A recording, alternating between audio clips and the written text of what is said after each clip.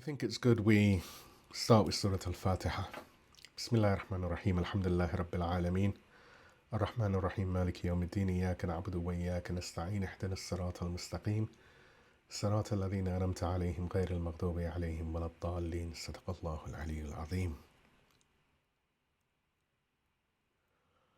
أعوذ بالله السميع العليم من الشيطان اللعين الرجيم. بسم الله الرحمن الرحيم. السلام عليك يا أبا عبد الله وعلى الأرواح التي حلت بفنائك. عليكم منا جميعا سلام الله أبدا ما بقيت وبقي الليل والنهار ولا جعل الله آخر الأحد منا لزيارتكم. السلام على الحسين وعلى علي بن الحسين وعلى أولاد الحسين وعلى أصحاب الحسين. Peace be upon you, O Aba Abdullah, and upon the souls who have gathered in your courtyard. Upon you from us is the peace of God forever, for as long as we remain and as long as night and day endure. And may God never make this our last pledge to visit you. Peace be upon al-Husayn, and upon Ali, the son of Husayn, and upon the children of Husayn, and upon the companions of Husayn. Assalamu alaikum wa rahmatullah. So with the month of Muharram upon us, and the first 10 days being commemorated as the days of Ashura, wherein the grandson of the Prophet Muhammad, peace and blessings be upon him, his family and his righteous companions, along with his companions and family, were martyred on the plains of Karbala, it has been deemed important that we discuss a subject over the course of these 10 days and continue during the 5 days of Arba'een, which of course is the commemoration of the 40th day after the martyrdom of Imam Husayn. And that subject is Shahada or martyrdom. So tonight we begin from where we are. In a world that has changed, in a month that has always demanded more from us than just tears. We speak from the present, but we speak to the eternal. And as I said, the subject of this year's series is contained in just one word, Shahada. In Arabic, this word carries 3 meanings in a single breath: witness, testimony, and martyrdom. The Greek word martis, from which our English word martyr descends, does the same work. It simply means witness. Every tradition that has met God has sensed the connection. What we will show, God willing, across these 15 nights is that Islam, and specifically the understanding rooted in the Qur'an and the teachings of the Imams, the al-Bayt, peace and blessings be upon them, preserves the fullest meaning of this word. That to die for the truth and to testify to the truth are not 2 separate acts, but one continuous vocation. The martyred scholar, Ayatollah Murtadha Motahhari, may God rest his pure soul, gave us the metaphor that will hold this series together. In his book, The Martyr, he writes, "The martyrs are the candles of society. They burn themselves out and illuminate society. If they do not shed their light, no organization can shine." And the references for all of these are in the write-up, which is at reflections313.com. Every session returns to this. The candle, the lamp, the light that feeds on itself in order to feed the world. The Qur'an, of course, as always, opens our path tonight with a verse from Surah Al-Hadid, the chapter of the Ayan, 57th chapter of the Qur'an, and it's verse number 19, where Allah subhanahu wa ta'ala says, "And those who believe in God and His messengers, they are the truthful and the witnesses in the sight of their Lord. They shall have their reward and their light." Now notice what this verse does.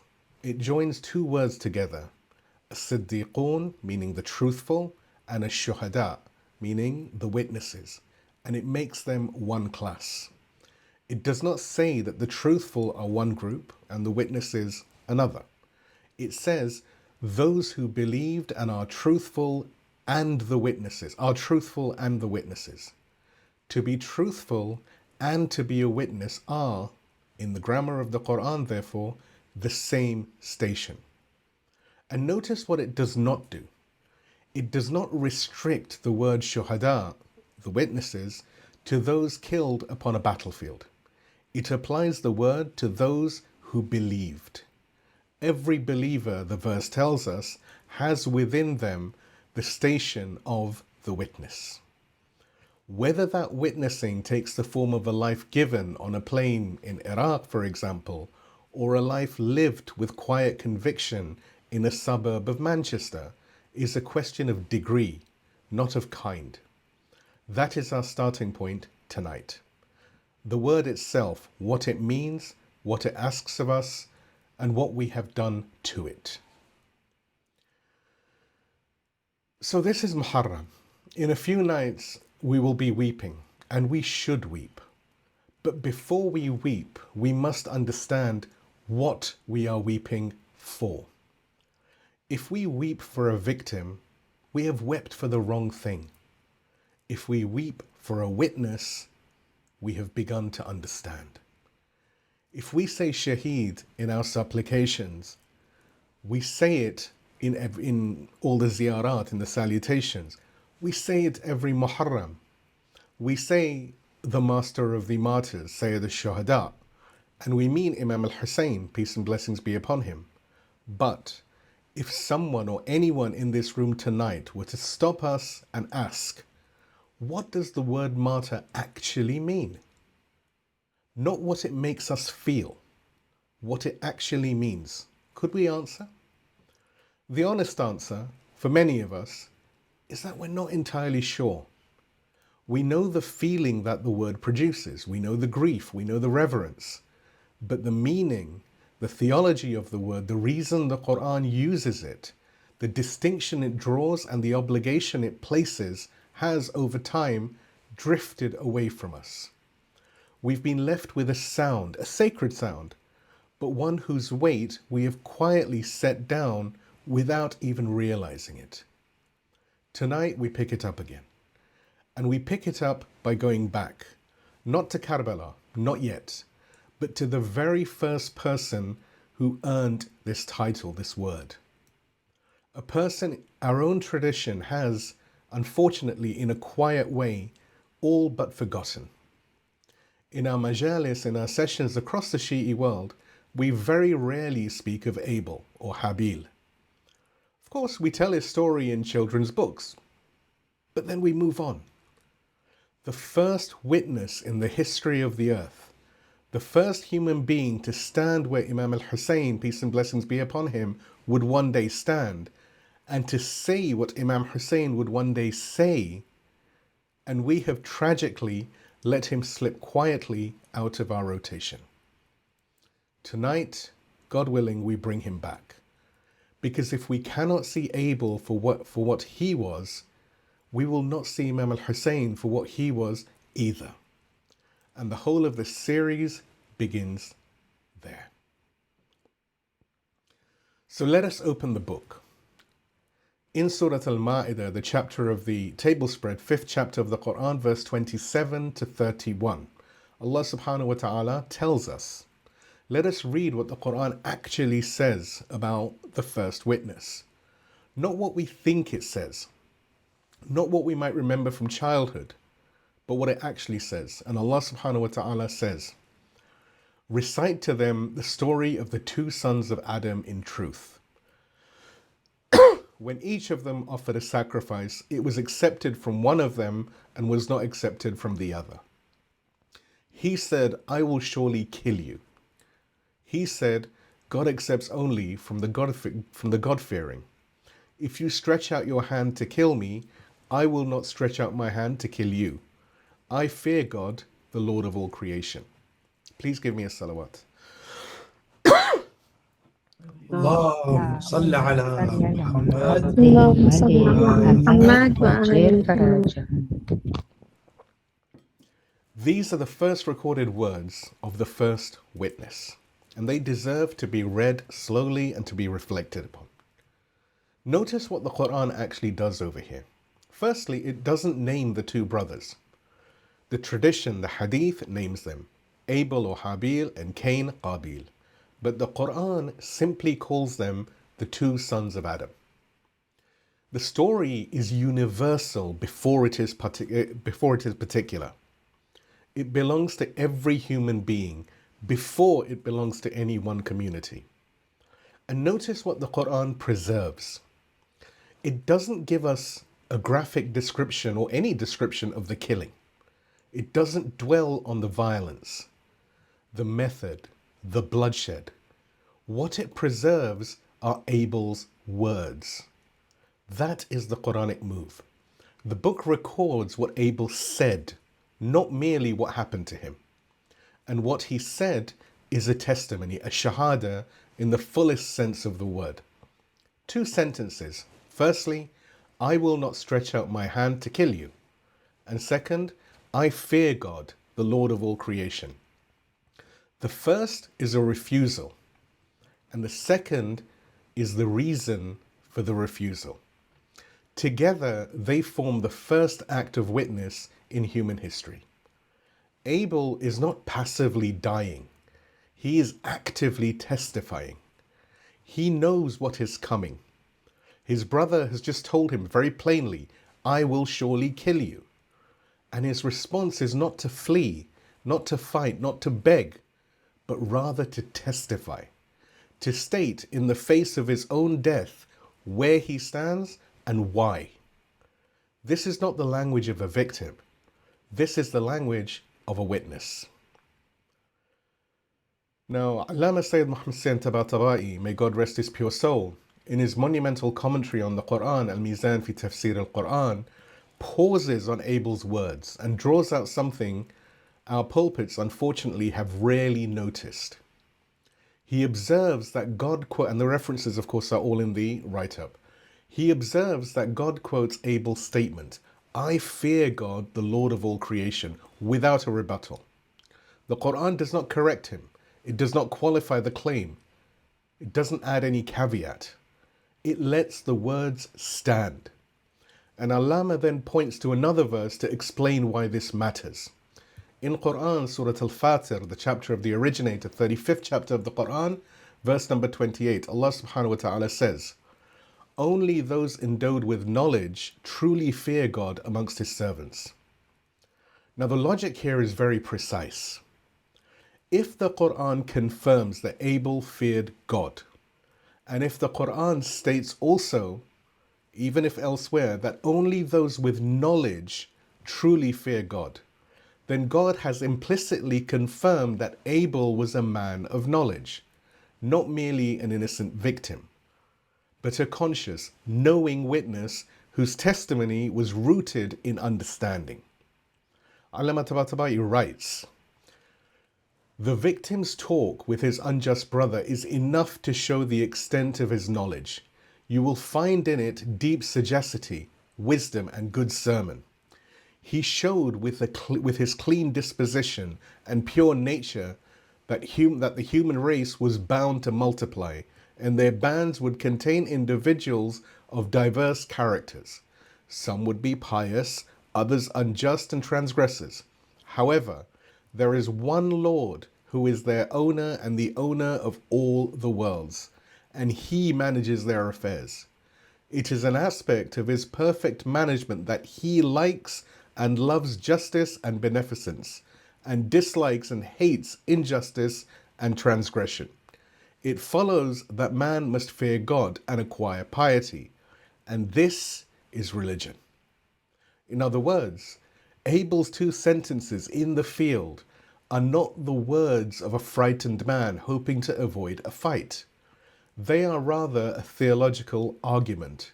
Abel is saying, there is a God, he is watching, and I will not wage war against his lordship by raising my hand against my brother. This is not passivity. It is the deepest form of action available to a human being. It is testimony. And Allamah Tabataba'i makes one more crucial point that we should really hear. He addresses directly the objection that some have raised, that Abel was weak, that he should have fought back, that his acceptance of death was a form of surrender. Allamah's answer is exact and precise, and he said, he had not said, I shall not defend myself and shall let you do whatever you want to do with me. He had only said, I do not wish to kill you. The verse does not say that he was killed and knowingly refused to defend himself. Abel refused to kill. He did not refuse to live. And that distinction is what is important. A victim submits. A witness refuses to become the mirror image of his or her oppressor, refuses to answer violence with violence, murder with murder, while standing his ground on the only ground that matters. I fear God. This is precisely the station Imam Husayn, peace and blessings be upon him, will occupy at Karbala. And it is the station this series will return to again and again. Now the Qur'an continues, and this is from Surah Al-Ma'idah, 5th chapter of the Qur'an, the chapter of the table spread, verses 30 to 31 now. And the story of Abel continues. And God is right now talking about Cain. Then his soul prompted him to kill his brother, so he killed him, and he became of those who are lost. Then God sent a crow, scratching at the ground to show him how to cover the body of his brother. And he, Cain, said, Woe to me! Am I not even able to be like this crow and cover the body of my brother? And he became of those who are regretful. Here is the heart of the first point of tonight, and it is the point that will carry us throughout the entire series. The Quran tells us that Cain regretted. The first witness changed the heart of his own killer. Think about what that means.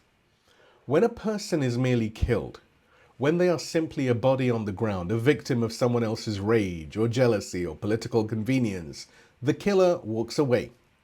The killing is then absorbed into history as a crime and the world moves on. The victim is mourned, perhaps, but the mourning is more about pity. It is certainly not about transformation. But when a person testifies, when they stand where they stand and they say, I fear God, and refuse to raise their hand, the killing becomes something that the killer can simply not digest. It sits in him, it works on him. He can't walk away cleanly. He is, in the Qur'an's words, of those who regret. Not because he is a good person, not because he has repented in the full sense, or in any sense, but because the witness was too bright for his eyes to close against. This is the mechanism of true witness. It is not the dying that does the work. It is the testimony in the dying. Abel's death did not save Abel. Abel is already saved. The Quran tells us God accepted his offering before the killing even took place. Abel's death changed Cain. And that is what every true witness has done. Changed the killer, changed the onlooker, changed the world that watched and could not look away. When Imam Husayn, peace and blessings be upon him, stood at Karbala, millennia later, the same mechanism was at work. Yazid's soldiers killed him. But the killing did not end the matter. It began it. The testimony of Imam al-Husayn, his words, his refusal, his consciousness, sat in the heart of every witness and every killer on that field. And it has been working on the world ever since. Every tear shed for Imam al-Husayn in every Muharram, in every century, is evidence that the witness is still doing its work. The candle is still burning. And it began with Abel in a field on a day when the sky was still young. Abel's witness is foundational. The first moral refusal in human history, spoken by a prophet's son in a world still learning the meaning of justice. Imam Husayn's witness is cumulative. The same refusal, but now spoken by the leader, the imam of a community under state or regime violence, with strategic clarity and communal consequence. The continuum is real. Both of them say, I fear God and refuse to kill. But the historical weight is not the same. We honor Abel by seeing him as the root. And we honor Imam al-Husayn by seeing him as the fruit.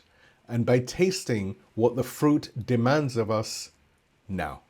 Please give me a salawat and we proceed to the word itself. Shahada and Martis.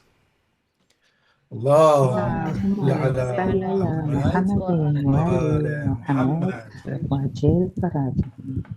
Now, there's a reason the same word carries both meanings in both languages, and it's not an accident. In Arabic, the root shahada gives us shahida or shahada, to witness, shahada, testimony, and the declaration of faith. Shahid, witness, and martyr, shuhada, witnesses and martyrs. The same root, the same breath. To witness and to die for the truth are not two separate things in the Arabic language. They are one word but seen from two different angles. In Greek, the word martis simply means to witness. The early Christians used it for those who testified to Jesus Christ with their lives. And from that Greek word, through Latin, we received our English word martyr. It means literally one who witnesses. Now, this is not decoration. This is not some curiosity of comparative linguistics. This is the foundation of everything we will do for the next 9 nights. If we can hold this one truth, that Shaheed means witness, and that the dying is subordinate to the witnessing, not the other way around, then we will not make the mistake our own pulpits have been making for generations. And that mistake is the subject of our next section. Please give me a salawat and we move on to the preacher's failure. اللهم صل على محمد وآل محمد وعجل فرجهم. So we now come on to a difficult subject, and we come to it through the voice of a man who paid for his clarity with his life. Shaheed Ayatollah Murtadha Motahhari, may God rest his pure soul, was born in 1919 in a place called Fariman in northeastern Tehran, Iran. He studied under Allamah Tabataba'i, may God rest his pure soul, the same scholar whose commentary we were just reading, and under Imam al-Khomeini, may God rest his pure soul.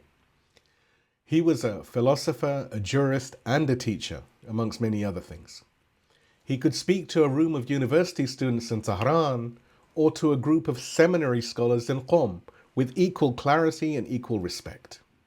He was, in every sense of the word, Shaheed Motahhari himself would have recognized he was a witness, a man whose life was spent testifying to a truth he knew would cost him. He was assassinated on the 1st of May 1979, shot in the street in Tehran by the Furqan Group, a fringe organization that murdered several of the most luminous minds of the early Islamic revolution.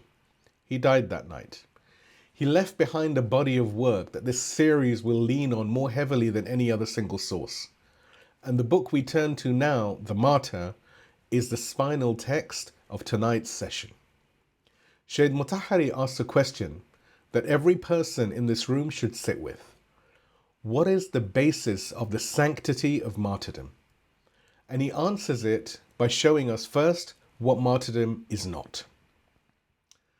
Shaheed Motahhari identifies 5 categories of death, and the distinction between them is the distinction between everything we have been saying tonight and everything, unfortunately, many of our pulpits have been getting wrong.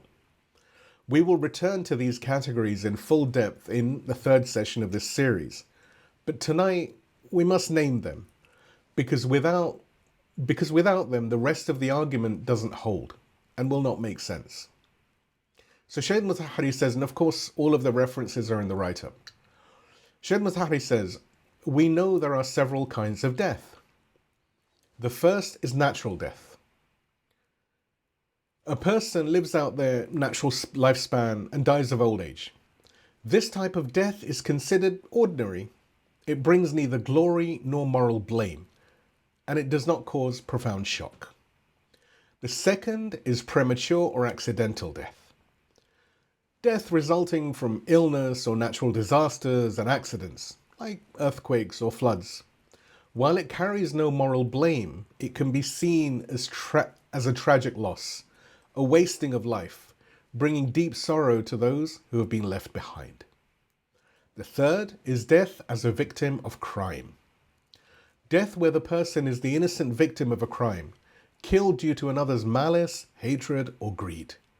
It is shocking and pitiable, but because the victim had no active, voluntary choice in the matter, it is not a matter of theological pride or glory. The fourth is death that itself is a crime. Deaths where the act of dying is itself a crime and a sin, such as suicide. This is a deliberate and completely unjustified destruction of the self and is the worst kind of death. And the fifth is martyrdom. A death that a person consciously, voluntarily, and knowingly embraces for a sacred divine purpose in the way of God. This is the only type of death which is higher, greater, and holier than life itself. Two elements define this fifth type of death, not one but two. The life is offered for a cause, and the offering is made consciously. Both of these are necessary. Without the cause, it is merely a death. Without the consciousness, it is merely an accident. Only when both are present, the sacred cause and the full awareness of what one is doing, does the death become a witness, a shahada, a candle that lights the room. Now Shaheed Motahhari turns his gaze, and it is a loving gaze, but an unflinching one, upon the community at large, specifically upon the preachers and the pulpits, upon the way that we have been telling the story of Karbala for generations. Shaheed Motahhari says, "It is regrettable that most of the preachers who narrate the story of Karbala call Imam Husayn the master of martyrs, and yet they have little analytical insight into the question of martyrdom. They describe the events in such a way as though he lost his life in vain." Think about what has just been said. Let it sit.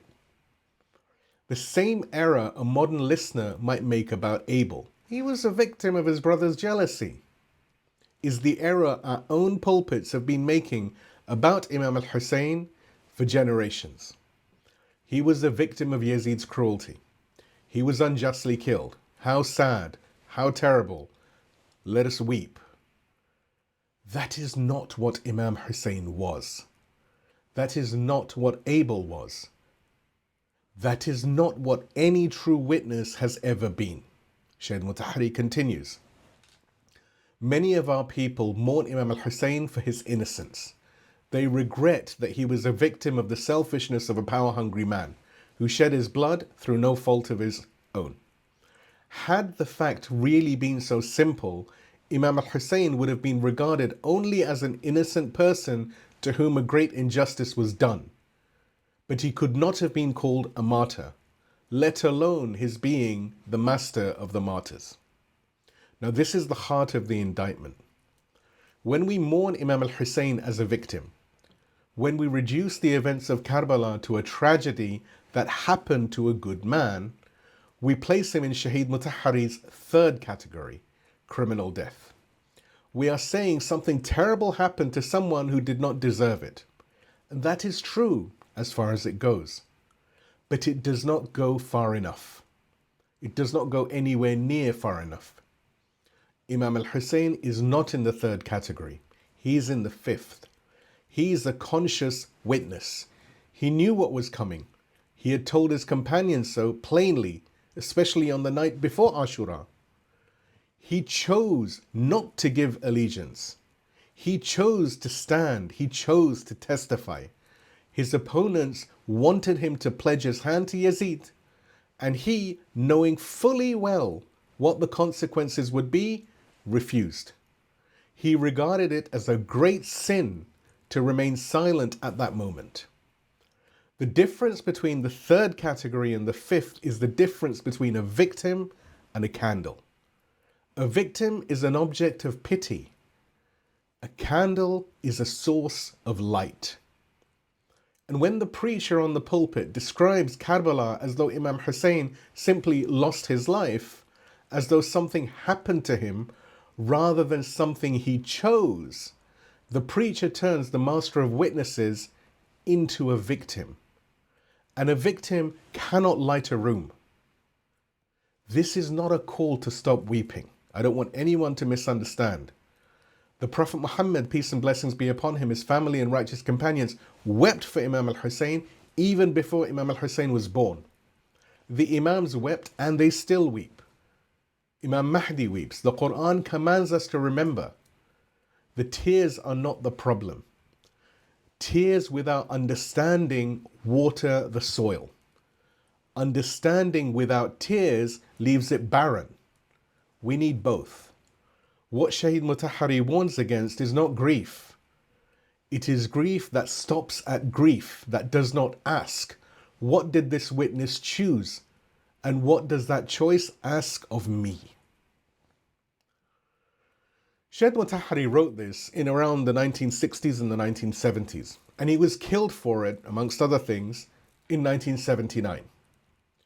But his warning was not only for his generation.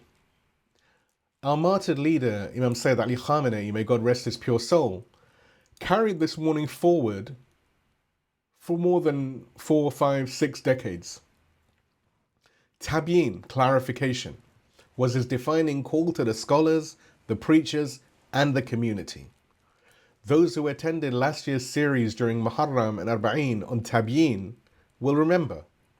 Imam Khomeini said, in a language that echoed Shaheed Motahhari's directly, that if the pulpit does not clarify, the pulpit becomes a tool of confusion. If Muharram mourning does not produce understanding, it produces sentimentality. And sentimentality in the face of a Yazid is useless. We are in the first Muharram since Imam Khamenei's martyrdom. That is not a coincidence of the calendar. It is a responsibility. We owe it to both of them, Shaheed Motahhari, the teacher, and Imam Khamenei, Shaheed Imam Khamenei, the guardian, to speak from this pulpit tonight with the clarity they demanded. When we reduce the righteous dead to victims, we cut ourselves off from the covenant they died to extend to us. This is the disease Shaheed Motahhari diagnosed. This is the disease Shaheed Imam Khamenei spent his entire life trying to cure. And the cure begins with one honest admission. We have been saying a word we did not understand. Tonight, God willing, we have begun to understand it. We've said a great deal this evening. We've read the Qur'an on Abel. We have listened to Allamah Tabataba'i explain what Abel's words actually meant. We've heard Shaheed Motahhari name the 5 kinds of death and show us the chasm between the third and the fifth, between the victim and the witness. We have heard his indictment of the preacher who turns Imam al-Husayn into a victim. And we have remembered that this is the first Muharram since the martyrdom of the man who spent his entire life trying to cure us of this very error. Now I'm going to ask something of you. It's a small thing, and it's the hardest thing I've ever had to ask from the pulpit. For the next 9 nights, from tonight until Ashura, I ask you not to use the word Shaheed unless you can say to yourself what it means. Not what it makes you feel, not the emotion that it conjures, but what it actually means. If you cannot define it, don't say it. Carry the silence instead. Let the silence ask you the questions you have been avoiding. And over the next 9 nights, God willing, we will fill that silence together with the prophetic chain that runs from Abel to Imam al-Husayn, with the theology of Shaheed Motahhari and the sociology of Dr. Ali Shariati, with the Christian witness and the revolutionary one, with the counterfeits and the corruptions, until we reach the 10th night and stand at the grave of Imam al-Husayn, peace and blessings be upon him, knowing exactly what the word means and exactly what it asks of us. This is not a rebuke, this is a promise.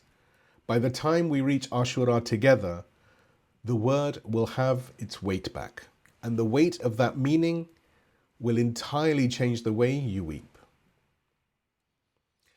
Now let me tell you briefly what is coming so that you can walk into tomorrow night knowing where we are going.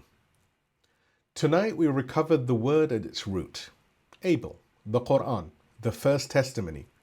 Tomorrow night, God willing, we trace the chain. Every prophet who wept before Imam Husayn wept. Every witness who testified before Karbala testified.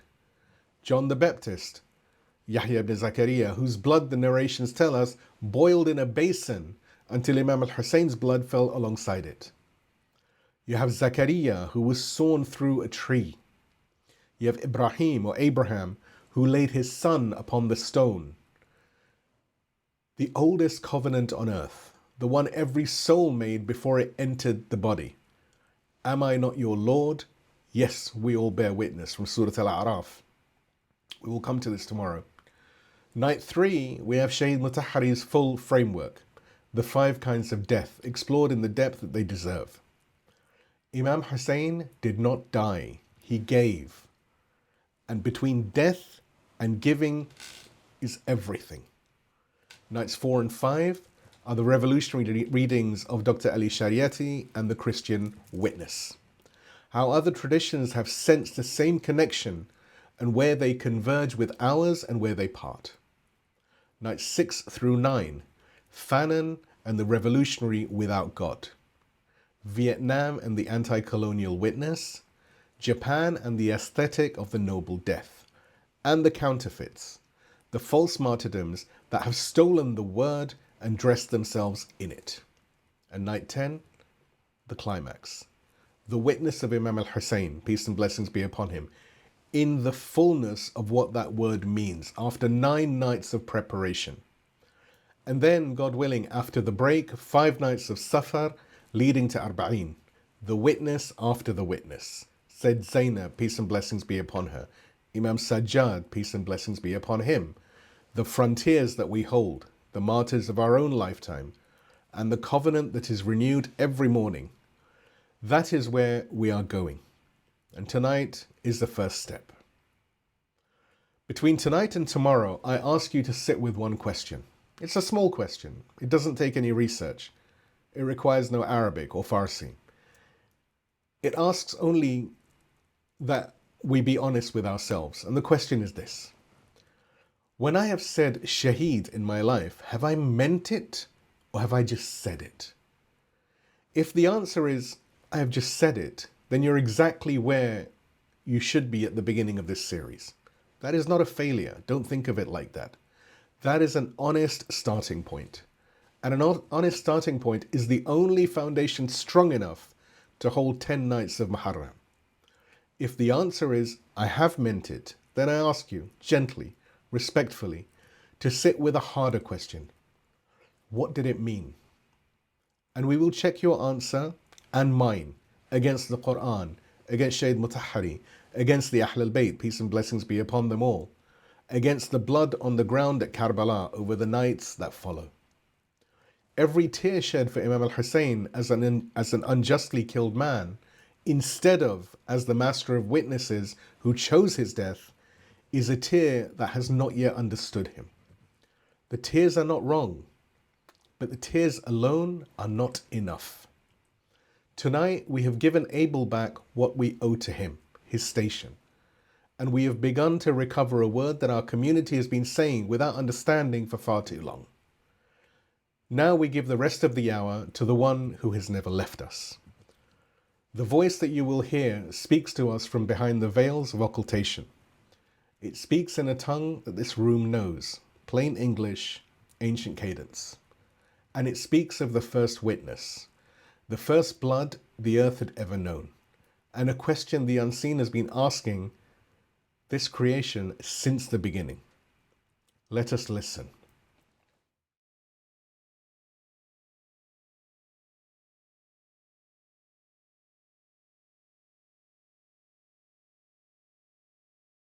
And now we have a brief supplication before we close for the night. Peace be upon Abel, the first witness. Peace be upon Muhammad, the seal of the prophets. Peace be upon Ali, the commander of the faithful. Peace be upon Sayyidah Fatimah al-Zahra, the mother of her father's grief and her father's joy. Peace be upon Husayn, the master of witnesses. Peace be upon the Imam of our age who remembers. Peace be upon you all, upon your houses, and upon the candle that was lit tonight, and that will never be put out. O God, you who have no beginning and no end, you who were before the before and will be after the after, you who created the heavens and the earth and what lies in between them, and who created us from a single soul, and from that soul its mate, and spread from the two of them a multitude of men and women. We turn to you tonight at the opening of this Muharram, and we have no Lord except you, and no refuge but your door, and no words that are worthy of you except the ones you yourself have taught us. We begin by praising you. All praise belongs to you, the praise of those who know you, and the praise of those who are still learning to know you. You are the first cause and the final return. You are the light of the heavens and the earth. You are the one who sent the prophets, raised the witnesses, and preserved the chain from the first morning of creation until this hour and beyond. Everything we have spoken of tonight, the witness, the testimony, the candle, the chain, is yours. It comes from you and it returns to you. And we are only servants standing in the light you chose to shed. O God, we send our condolences and our congratulations tonight to your beloved Prophet. Peace and blessings be upon him, his family, and his righteous companions on the arrival of this blessed month of Muharram. Condolences because this is the month in which his grandson, the light of his eye, the joy of his heart, the one he lifted on his shoulders and called the master of the youth of paradise, will be slain on a plain in Iraq, thirsty, surrounded with the bodies of his children and companions around him. And congratulations, because that grandson's witness has not ended. It has burnt for 14 centuries and it burns now, in this very room, in this hour, and it will continue to burn until the day you raise him and the whole of creation sees what the witnesses always knew. O God, we send our condolences and our congratulations to our father Adam and our mother Eve. Peace and blessings be upon them both. O condolences because they were the first parents on this earth to lose a child to murder. And no parent from that day to this has ever fully understood what was taken from them in that field. And congratulations because the son they lost was not lost. He was the first witness. He was the first candle. And the chain that began with his blood has produced Imam Husayn and Sayyid Zainab and the 72 and every righteous soul that has stood where the world told them to kneel. Their son Abel is at the head of a caravan that they could not have imagined, and what a caravan it is. O God, we send our salutations and peace to the Imam of our age, the proof of your existence upon this earth, the hidden one, the awaited one, the son of Hassan al-Askari. Peace and blessings be upon them both, and may you, our beloved Lord, hasten his return. We have heard his voice tonight, or as close to his voice as our English tongue can carry. We know he watches, we know he waits. We know that he carries within him the memory of every witness from Abel to this hour and beyond, and that not one drop of blood, not one tear, not one refusal to bow has been forgotten by him. We ask you to hasten his return. We ask you to make us worthy of his return. We ask you, until that day, to keep us among those who carry the candle he has entrusted to us, and who never set it down. O God, we send our salutations tonight to Imam al-Husayn, the master of witnesses, the heir of Adam, the heir of Abraham, the heir of Moses, the heir of Muhammad, peace and blessings be upon him. The one in whom every testimony before him was gathered and completed. We greet him with the greeting of those who are beginning to understand, not those who have arrived, but those who have taken the first step. We say to him tonight what the ziyarah teaches us to say. Peace be upon you, O Aba Abdullah. Assalamu alayka ya Aba Abdullah. We did not fully understand the word we have been calling you by. Tonight we have begun, and we will not stop until we do. O God, accept from us this first night. We came to you with a word we had been using without fully understanding it. We leave tonight with the first thread of its meaning in our hands. We ask you to keep the thread in our grip over the 9 nights that follow, through the break, through the 5 nights of Safar until Arba'een and beyond, so that when we stand at the grave of your proof on the day of Arba'een, we stand as witnesses, not as mere onlookers. O God, you are everything. You were everything before the field and you were everything after it. You were everything before the blood and you are everything now and beyond. The witness testifies to you. The candle burns for you. The chain runs toward you. And we, your servants, you're poor, you're hoping, you're stumbling, you're broken, you're trying.